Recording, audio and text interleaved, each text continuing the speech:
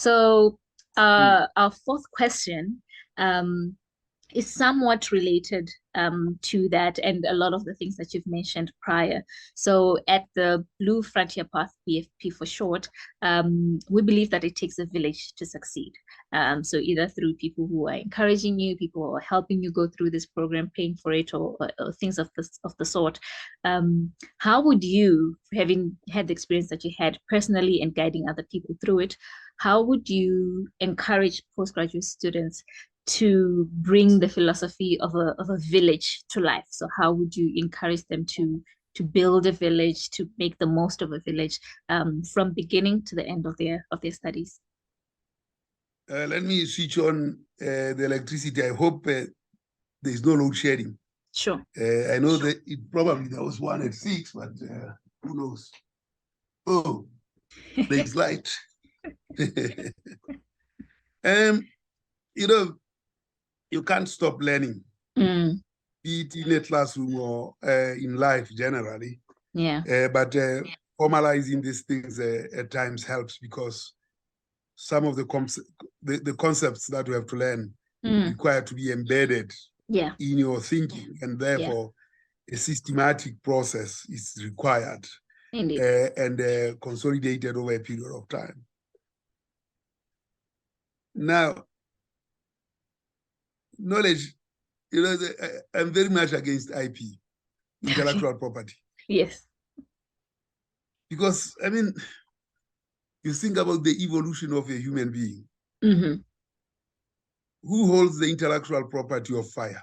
Yeah. Who holds the intellectual property of speech?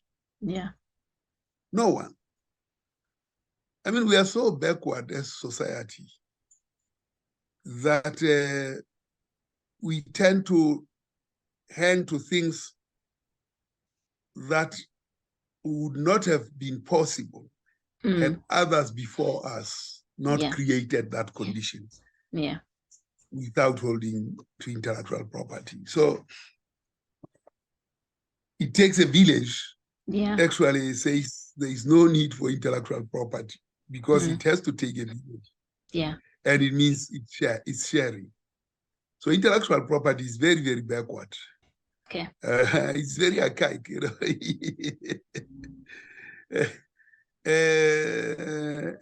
really very backward. It constrains development. So when we have acquired knowledge, the only value there is in it is sharing it. Otherwise, you try to keep it to yourself. I mean, what do you do with it? Yeah. Because if you keep it to yourself, you can't benefit. Yeah. By nature, knowledge is something to share. It's something that you share. Yeah. And in sharing it, that's where the benefit is. Yeah. Not when you keep it to yourself. You may have to keep it to yourself and never talk to anyone or not write anything about it. Yeah. And then soliloquize about it. Yes. And we want to be in conversation. Yes. Yeah. So it does take a village from the very origins of the concept knowledge or education. Yeah. It's something that has to be shared. Yeah. I would really jump up and down the day I know that intellectual property is a banned something, because it's not helpful. Yeah. Yes.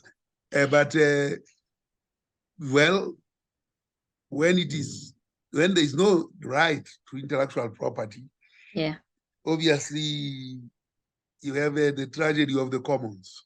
Yeah. Where people don't protect, don't create, don't do anything. But I'm sure there are ways in which participation can happen. I mean, Elon Musk understands that the technologies that he might have developed, soon they will be emulated.